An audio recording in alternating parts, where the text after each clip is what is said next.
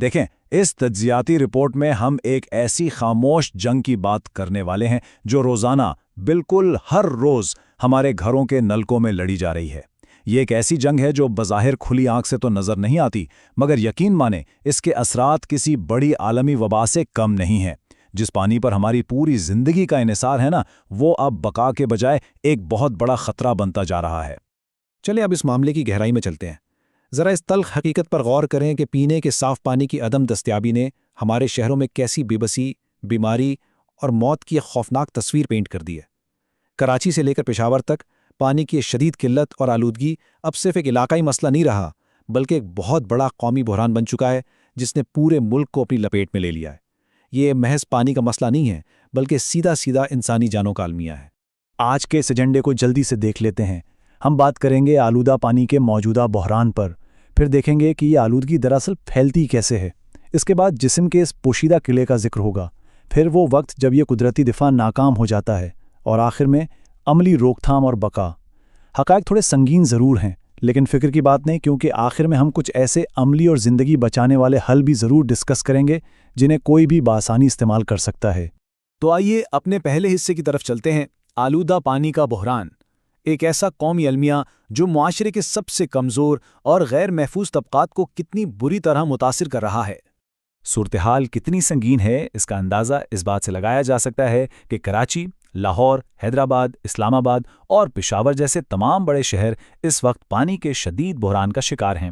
ہمارے دیہی اور شہری علاقوں میں آبادی کے صرف ایک بہت ہی چھوٹے سے حصے کو پینے کا صاف پانی میسر ہے، اور اس سنگین غفلت کی قیمت کون چکا رہا ہے؟ عالمی سطح پر ہر سال 50 لاکھ، جی ہاں 5 ملین بچے صرف پیٹ اور دست کی بیماریوں کی وجہ سے اپنی جان گنوا بیٹھتے ہیں، اور ان بے شمار اموات کی سب سے بڑی وجہ یہی آلودہ پانی ہے۔ یہ کوئی معمولی بات نہیں ہے، یہ ایک ایسا سسٹم کا فیلئر ہے جس کا ہم سب کو شعوری سطح پر مل کر سامنا کرنا ہوگا۔ اب چلتے ہیں دوسرے حصے کی طرف۔ یہ آلودگی آخر پھیلتی کیسے ہے؟ آئیے دیکھتے ہیں کہ یہ مسئلہ بڑے شہروں کی سطح سے نکل کر کس طرح ایک خوفناک اور مائکروسکوپک سطح تک پہنچ جاتا ہے اور ہمارے گھروں میں داخل ہوتا ہے۔ یہ واقعی بڑی حیرت انگیز بات ہے کہ یہ خرد نامیہ یعنی مائکرو آرگینزم کتنے چھوٹے ہو سکتے ہیں۔ مطلب یہ وہ زندہ اجسام ہیں جنہیں ہم کھلی آنکھ سے تو دیکھ ہی نہیں سکتے۔ ذرا تصور کریں، ان کا سائز 1 انچ کے 25,000ویں حصے سے بھی چھوٹا ہو سکتا ہے، لیکن اتنی چھوٹی جسامت کے باوجود یہ اتنے طاقتور ہیں کہ انسانی جسم میں انتہائی مہلک بیماریاں پیدا کرنے کی مکمل صلاحیت رکھتے ہیں۔ یہ وہ خاموش حملہ آور ہیں جو بالکل صاف نظر آنے والے پانی میں بھی مزے سے تیر رہے ہوتے ہیں۔ آلودہ پانی میں پروان چڑھنے والے ان خطرناک کرداروں پر ذرا ایک نظر ڈالیں۔ ٹائیفائیڈ، ہیضہ، پولیو، پیچش اور گیسٹرو، یہ وہ خطرناک بیماریاں ہیں جو انسانی فضلے کی درست نکاسی نہ ہونے کی وجہ سے یا پھر ایسے افراد کے ذریعے جو صفائی کا خیال رکھے بغیر خوراک سنبھالتے ہیں، براہ راست ہم تک پہنچتی ہیں اور ہمارے اندرونی نظام کو بالکل تباہ کر کے رکھ دیتی ہیں۔ اور یہ بات بڑے شاندار طریقے سے واضح کرتی ہے کہ یہ خاموش تباہی آخر مچتی کیسے ہے۔ اسے کہتے ہیں سکشن پمپ کا اثر۔ ہوتا دراصل یہ ہے کہ زمین کے نیچے پانی اور گٹر کی لائنیں اکثر ساتھ ساتھ گزر رہی ہوتی ہیں اور ٹوٹ پھوٹ کا شکار رہتی ہیں۔ تو جیسے ہی سرکاری پانی آتا ہے اور گھروں میں پانی کھینچنے والے پمپ آن کیے جاتے ہیں تو وہ پمپ ایک طاقتور ویکیوم پیدا کرتے ہیں۔ یہ ویکیوم گٹر کے کچے گندے پانی کو سیدھا کھینچ کر ہمارے گھر کے صاف پانی کے ٹینکوں میں ملا دیتا ہے۔ یہ جان کر واقعی رونگٹے کھڑے ہو جاتے ہیں کہ روزانہ کس طرح گٹر کا پانی ہمارے پینے کے پانی میں شامل ہو رہا ہے۔ لیکن دیکھیے، مسئلہ صرف ان ٹوٹی ہوئی پائپ لائنوں کا نہیں ہے۔ لال بیگ، مکھیاں اور کھانے پینے کی چیزیں بیچنے والے وہ لوگ جو صفائی ستھرائی کا بالکل خیال نہیں رکھتے، وہ ان جراثیم کے لیے ایک ڈائریکٹ ٹرانسپورٹ کا کام کرتے ہیں۔ یہ وہ آخری پل ہے جس کے ذریعے کروڑوں جراثیم گندگی کے ڈھیروں سے اٹھ کر سیدھے ہماری پلیٹوں تک پہنچ جاتے ہیں۔ اب آتے ہیں تیسرے حصے کی طرف، جسم کا پوشیدہ قلعہ۔ یہاں سے بات تھوڑی حیرت انگیز ہو جاتی ہے، کیونکہ ہمارا جسم صرف ہڈیوں اور گوشت کا کوئی عام سا ڈھانچہ نہیں ہے، بلکہ یہ ایک انتہائی شاندار دفاعی نظام رکھنے والی ایک عظیم مملکت ہے۔ اب اس سلائیڈ کے بارے میں جو چیز واقعی بہت دلچسپ ہے وہ یہ 10% کا حصہ ہے۔ کیا ہم جانتے ہیں کہ ہمارے جسم کے اپنے خلیوں کے مقابلے میں یہ مائکرو آرگنزمز ہم میں 20 گنا زیادہ پائے جاتے ہیں؟ اور اس سے بھی زیادہ حیران کن بات یہ ہے کہ ہمارے جسم کے کل وزن کا 10% حصہ دراصل انہی مائکروبز کا ہوتا ہے۔ یعنی اگر کسی انسان کا وزن 100 کلو گرام ہے تو اس کے اندر 10 کلو گرام وزن صرف ان مائکروبز کا ہوگا۔ सच में इंसान अंदर से एक पूरी चलती फिरती माइक्रोस्कोपिक दुनिया है। जरा देखिए कि कुदरत ने इस अजीम ममलिकत का दिफा कितना जबरदस्त और मजबूत बनाया है।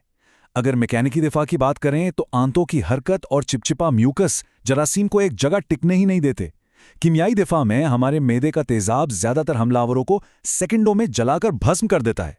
फिर माइक्रोबायोलॉजिकल फ्रंट पर हमारे अंदर के अच्छे बैक्टीरिया उन बुरे जरासीम से मुस्तकिल लड़ते रहते हैं। खुलियाती सतह पर खून के सफेद खलिए यानी व्हाइट ब्लड सेल्स उन जरासीमों का बाकायदा शिकार करते हैं और मुदाफती निजाम में एंटीबॉडीज इन हमलावरों को निहायत तेजी से तबाह कर देती हैं। सोचिए कितना कमाल का और परफेक्ट इंजीनियर्ड कुदरती किला है हमारा, जो हर रोज आलूदा पानी की इस बमबारी का बड़ी कामयाबी से मुकाबला कर रहा है। चौथा हिस्सा, जब दिफा नाकाम हो जाए। अब यहाँ एक बहुत अहम सवाल जहन में आता है। अगर हमारा ये किला वाकई इतना ही मजबूत और शानदार है तो फिर हम इतनी बड़ी तादाद में बीमार क्यों पड़ जाते हैं? इसकी सीधी सी वजह यह है कि दुनिया की किसी भी अजीम मुमलिकत की तरह हमारे जिस्म का दिफा भी उसी वक्त टूटता है जब इसकी अंदरूनी दीवारें कमज़ोर पड़ जाती हैं। जब इस मजबूत किले की फसील में दरारें आ जाए ना, तो बाहर के दुश्मनों और पानी में छुपे उन हमलावरों को बड़ी तेज़ी से अंदर दाखिल होने और अपनी तादाद बेतहाशा बढ़ाने का मौका मिल जाता है। और आखिर वो क्या चीज़ें हैं जो इन दिफाई दीवारों को कमज़ोर करती हैं? मिसाल के तौर पर मैदे में कुदरती तेज़ाब की पैदावार का कम हो जाना, या फिर अल्सर की ऐसी दवाइयों का कसरत से इस्तेमाल जो मैदे की तेज़ाबियत को गिरा देती हैं। इसके अलावा आंतों की हरकत का सुस्त पड़ जाना या हमारे मुहाफिज अच्छे बैक्टीरिया की कमी। और हाँ, सबसे अफसोसनाक पहलू यह है कि मुआशरे में गुर्बत और ग़िज़ायत की कमी की वजह से लोगों के जिस्म में एंटीबॉडीज़ ही ठीक से नहीं बन पाती, जिसकी वजह से ये हमलावर बड़ी आसानी से गालिब आ जाते हैं। चलें अब पांचवें और आखिरी हिस्से की तरफ बढ़ते हैं, अमली रोकथाम और बका। ये हिस्सा बहुत अहम है क्योंकि हम बात करेंगे कि आखिर हम इस मसले से निमट कैसे सकते हैं और ख़ुद को इन जरासीमों से महफूज कैसे रख सकते हैं। पानी को उबालना तो वो रिवायती तरीका है जो हम सबको मालूम है, लेकिन अगर गैस ना हो या वक्त बचाना हो तो एक और बहुत ही शानदार और आसान मुतबादिल भी मौजूद है, और वो है घर के गीज़र का पानी इस्तेमाल करना।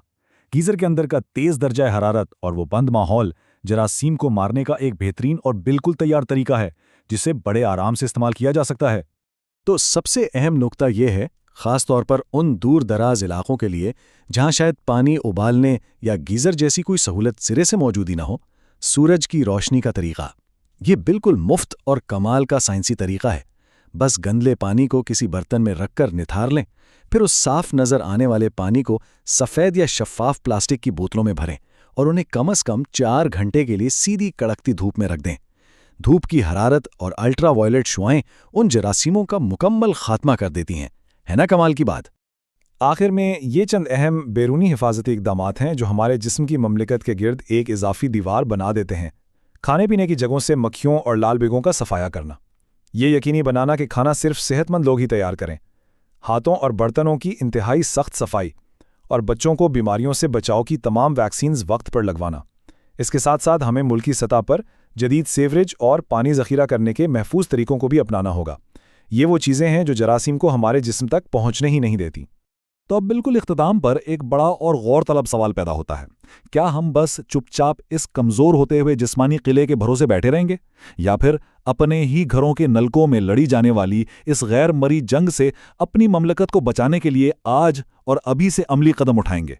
देखें, शऊर और मालूमात अब हमारे पास है, अब फैसला और एक्शन हमारे अपने हाथ में है।